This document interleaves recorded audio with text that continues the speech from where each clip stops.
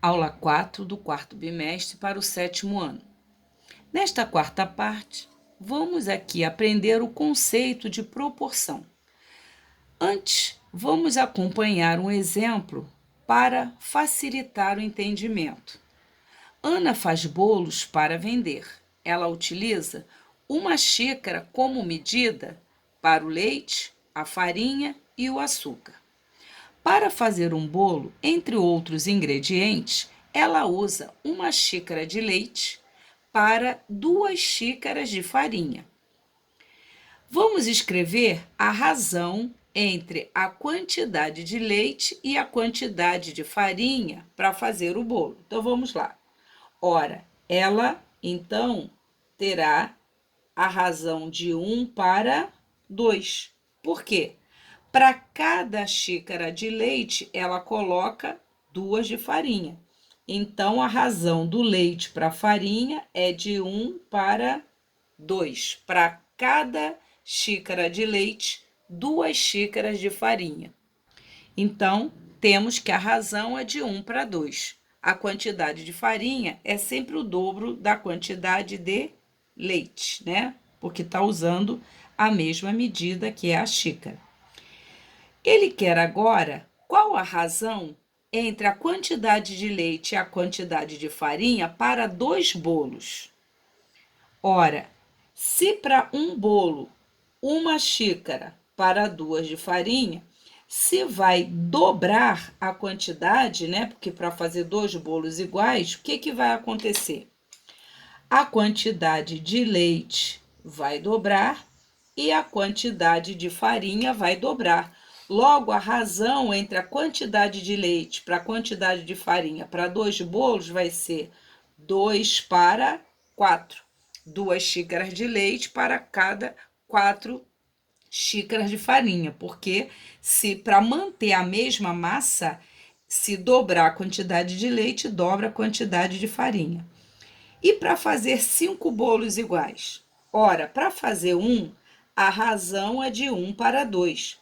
Para fazer 5 bolos, o que vai ter que acontecer é que ela vai ter que multiplicar por 5 a quantidade de leite e a quantidade de farinha. Conclusão, a razão para 5 bolos é de 5 para 10. Muito bem, estamos vendo que para fazer 2 bolos iguais, se dobrar a quantidade de leite, dobra a de farinha, para manter a mesma massa. Então, a gente diz que essas 2 razões são equivalentes. Para fazer 5 bolos, se quintuplicar a quantidade de leite, tem que quintuplicar a quantidade de farinha. Então, a gente diz que obtivemos aqui razões equivalentes. Muito bem. Quando 2 razões são equivalentes, ou podemos dizer que são iguais, nós dizemos que formamos uma proporção.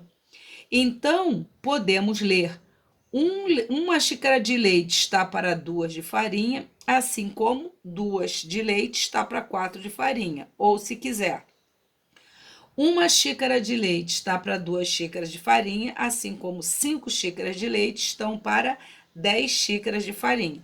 Então, a gente vai dizer que essa igualdade entre 2 razões forma uma proporção. Então, podemos afirmar que proporção é uma igualdade entre 2 razões. Nós podemos escrever, então, a proporção: 1 está para 2, assim como 2 está para 4. Será a forma como vamos ler.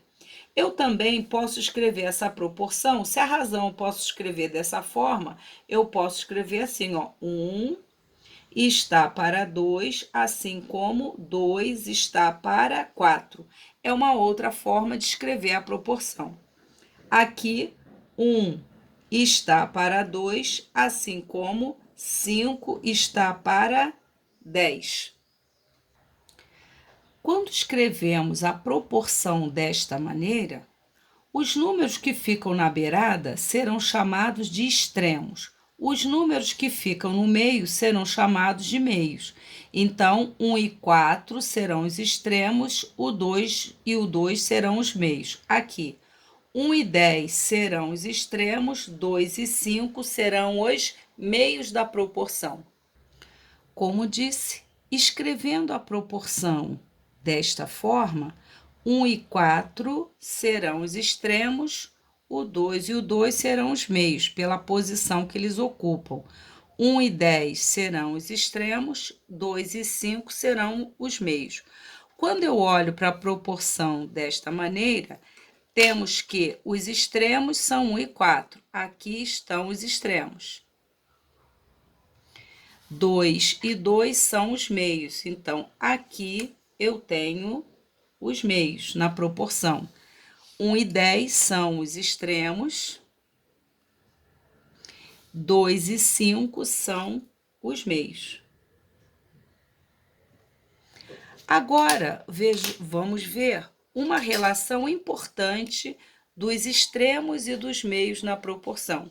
O que é importante ficar aqui é que proporção é sempre uma igualdade entre duas razões. Então, temos que proporção é a igualdade entre duas razões. Quero que a gente agora observe com atenção esta primeira proporção. 1 está para 2, assim como 2 está para 4.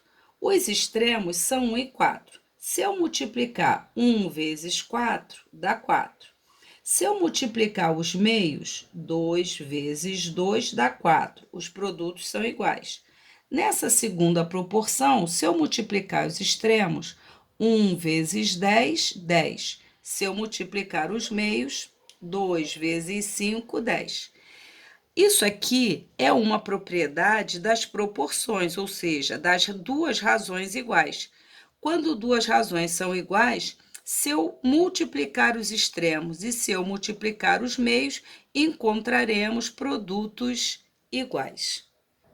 Temos, então, a chamada propriedade fundamental das proporções, que diz o seguinte: numa proporção, o produto dos extremos é igual ao produto dos meios.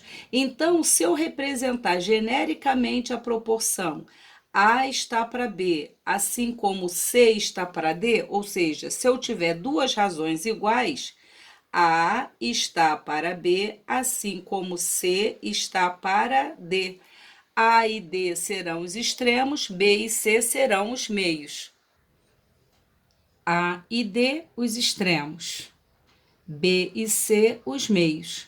Valerá sempre a propriedade A vezes D será sempre igual a B vezes C, ou seja, numa proporção, o produto dos extremos será sempre igual ao produto dos meios. Vamos ver aqui exemplos. A igualdade 10 está para 3, assim como 30 está para 6, ele está dizendo que não é uma proporção, é uma afirmação. Por quê? Ora, se fosse uma proporção, eu teria aqui os extremos e teria aqui os meios. Vamos ver se esses produtos são iguais? 10 vezes 6 dá 60. 3 vezes 30 deu 90. Como esses produtos são diferentes, 10 vezes 6 é diferente de 3 vezes 30, não forma uma proporção, pois não está sendo verificada a propriedade. Então, estas duas razões não são iguais, não formam uma proporção, pois não vale a propriedade fundamental que diz que o produto dos extremos tem que ser igual ao produto dos meios. Nessa igualdade, 15 está para 5, assim como 3 está para 2, ele afirma que é uma proporção. Vamos ver por quê? Vamos supor que 15 e 2 sejam os extremos e 6 e 5 sejam os meios. Vamos ver se a propriedade vale. 15 vezes 2, 30. 5 vezes 6 também deu 30. Nesse caso, temos extremos e meios. Logo, é uma proporção. 15 vezes 2 é igual a 5 vezes 6. Então, por que é uma proporção? Porque é válida a propriedade. O produto dos extremos é igual ao produto dos meios. É uma proporção, pois é válida a propriedade fundamental. O produto dos extremos é igual ao produto dos meios. Outra coisa curiosa, se eu pegar a primeira razão, 15 sobre 5, e simplificar por 5, vai dar 3 sobre 1. Se eu pegar a segunda razão, 6 sobre 2, e simplificar por 2, vai dar 3 sobre 1. Isso mostra que realmente essas duas razões são iguais a 3 para 1. Isso também garante que é uma proporção. Agora vamos ver alguns problemas em que utilizaremos a proporção para resolver. Vamos lá. Se em certo restaurante a comida custa R$ 30 1 quilograma, quanto custarão 400 gramas dessa comida? Então vamos lá. 1 quilograma corresponde a 1.000 gramas. Ele diz que 1.000 gramas custa R$ 30. Eu quero saber 400 gramas vão custar X reais. Aqui, como se diminuir a quantidade de comida, vai diminuir proporcionalmente o valor. Então, quando duas grandezas se comportam desta forma, se uma diminui e a outra diminui proporcionalmente, vai formar uma proporção. Como? 1.000 está para 400, assim como R$ 30 está para X reais. Então, nesta proporção formada, os extremos serão 1.000 e X. E os meios serão 430. Então, teremos isso daqui. Como sabemos que, numa proporção, o produto dos extremos é igual ao produto dos meios, vamos fazer 1.000 vezes X tem que ser igual a 30 vezes 400, que vai dar 12.000. O X está multiplicando 1.000, então X é 12.000 dividido por 1.000. 12.000 dividido por 1.000 é igual a 12. 12 o quê? 12 reais. Então, se 1.000 gramas custa 30 reais, 400 gramas, X reais, que no caso é 12. Então, ele pergunta, quanto custa 400 gramas? 12 reais. Se eu quiser verificar que o cálculo está correto, 1.000 está para 400, assim como 30 está para 12. Se eu pegar a razão 1.000 sobre 400, simplificar por 200, dá 5 para 2. Se eu pegar a razão 30 para 12 e simplificar por 6, também dá 5 para 2, o que mostra que essas razões são iguais e realmente o X tem que valer 12. Então, 400 gramas de comida custarão 12 reais. Vejamos mais alguns problemas. Uma roda dá 80 voltas em 20 minutos. Quantas voltas serão dadas em 28 minutos? Temos, então, 80 voltas em 20 minutos. Se aumentar o tempo, vai aumentar o número de voltas. Então, a gente diz que as grandezas, número de voltas e tempo são diretamente proporcionais. Então, eu posso montar uma proporção. 80 está para X, assim como 20 está para 28. 80 está para X, assim como 20 está para 28. Se forma uma proporção, o produto dos extremos precisa ser igual ao produto dos meios. Então, eu tenho que 20 vezes X tem que ser igual a 80 vezes 28. X é igual a 80 vezes 28 dividido por 20. Ao invés de multiplicar por primeiro para depois dividir, quando eu tenho uma multiplicação, eu posso antes simplificar um dos fatores com denominador. Então, dá para simplificar 80 e 20 por 20. 20 por 20 dá 1. 80 dividido por 20 vai dar 4. Então, X vai ser 4 vezes 28. Temos, então, que X é igual a 112, o quê? 112 voltas. Então, em 28 minutos, a roda vai dar 112 voltas. Aumentou o tempo, aumenta o número de voltas. Serão dadas 112 voltas em 28 minutos. Calcular 20% de 460. Agora eu vou mostrar uma segunda forma de calcular a porcentagem, usando a proporção. 100%, se eu quero calcular 20% de 460, 460 é o total, 100%.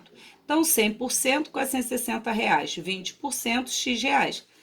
Também aqui há uma proporção, se diminuir a taxa, diminui o valor proporcionalmente. Então, eu posso escrever 100 está para 20, assim como 460 está para X.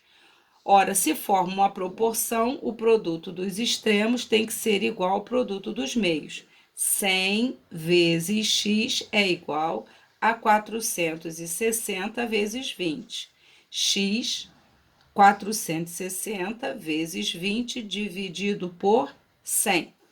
Como eu disse, se eu tenho uma multiplicação, eu posso simplificar um fator com denominador. 100 e 20 são divisíveis por 20. 20 por 20 dá 1. 100 dividido por 20 dá 5. Agora eu vou simplificar 400 com 5. Nesse caso, não é 400, é 460. 460 dá para simplificar por 5, porque termina em 0. 5 dividido por 5 dá 1, 460 dividido por 5 dá 92. Sobrou o quê? Que x é igual a 92 vezes 1, que dá 92 reais.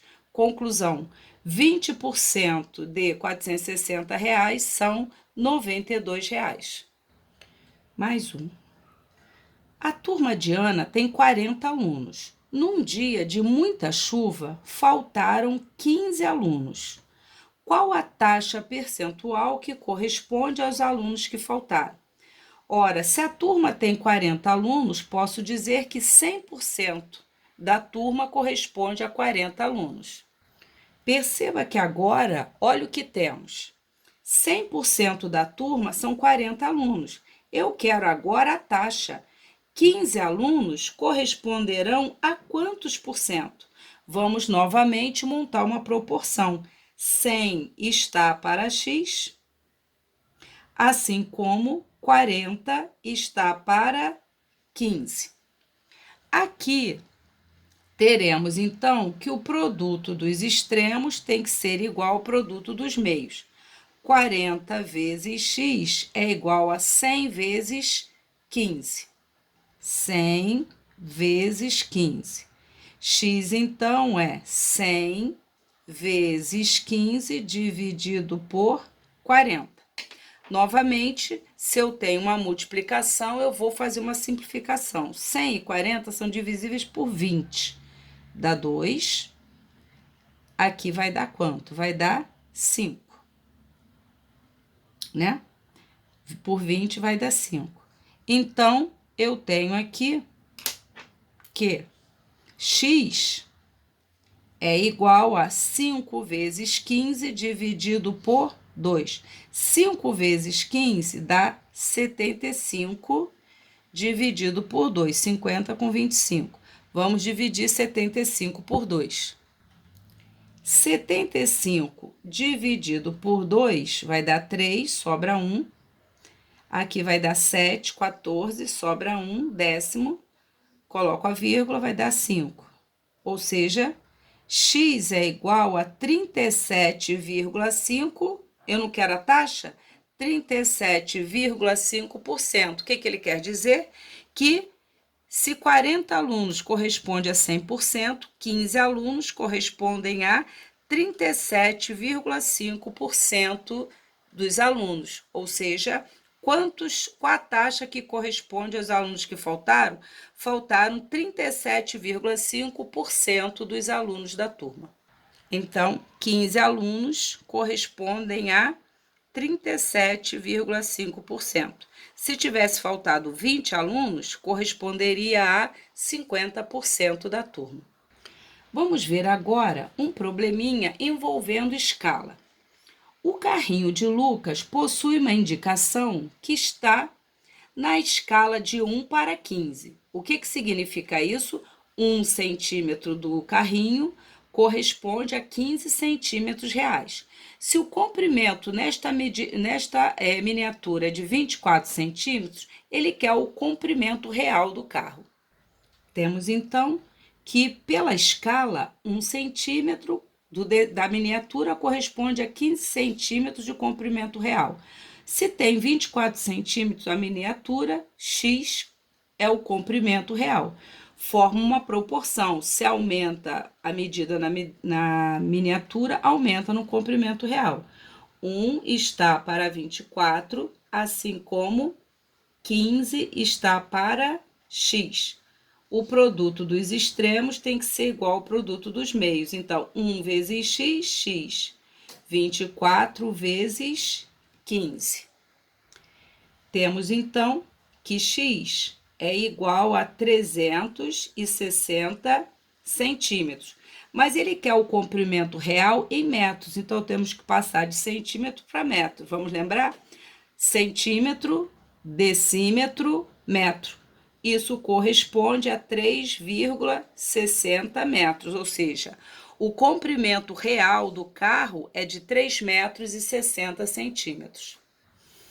Para finalizar, eu dou algumas proporções e peço para você determinar o valor desconhecido em cada uma delas. Determine o valor desconhecido nas proporções. Ora, produto dos extremos tem que ser igual ao produto dos meios. 6 vezes x tem que ser igual a 3 vezes 24. Perceba que eu não estou multiplicando, por quê? Porque x é 3 vezes 24 dividido por 6. Ora, sabemos que quando temos uma multiplicação, podemos simplificar um fator com o denominador. Vemos aqui que o 24 dá para simplificar com 6. 6 dividido por 6 dá 1, 24 dividido por 6 dá 4. Logo, o x que está se procurando é 3 vezes 4, 12. Então, para formar uma proporção, o x é 12. De fato, ó, 12 está para 3. Se eu simplificar por 3, dá 4 para 1. 24 sobre 6, se simplificar por 6, também dá 4 para 1. Realmente, quando o x é 12, formam duas razões iguais. Aqui, produto dos extremos tem que ser igual ao produto dos meios. Então, 7 vezes W tem que ser igual a 6 vezes 21. Mais uma vez, eu não vou multiplicar. W é 6 vezes 21 dividido por 7. Quando eu não multiplico, eu tenho a possibilidade de ver se dá para simplificar. Ó, 21 por 7. 7 por 7 dá 1, 21 por 7 dá 3. Logo, o valor que está faltando é 6 vezes 3, 18. Simplifica, coloco 18 para 21, 6 para 7 e veja se as razões são iguais. Letra C, para finalizar. X mais 2 está para 4, assim como 42 está para 14. Produto dos extremos tem que ser igual ao produto dos meios. Só que aqui tem um detalhe. Você está vendo que aqui a expressão tem duas parcelas? Quando ela tiver duas parcelas, você deve colocá-la dentro de parênteses. Então, ficaremos com 14 vezes x mais 2 igual a 4 vezes 42. Aqui, nós temos um número vezes uma expressão. Utilizaremos a propriedade distributiva. 14 vezes x mais 14 vezes 2, 28. Aqui eu vou ter que multiplicar. Temos, então, que 4 vezes 42, 168. Caímos numa equação que a gente já sabe resolver. 14x é igual a 168 menos 28. 14x é igual a 140. O 14 está multiplicando, vem para o segundo membro dividindo. 140 dividido por 14, portanto, x igual a 10. Com isso, nós concluímos os vídeos desta semana Se precisar, assista aos vídeos mais de uma vez. Bom estudo e faça os exercícios sugeridos.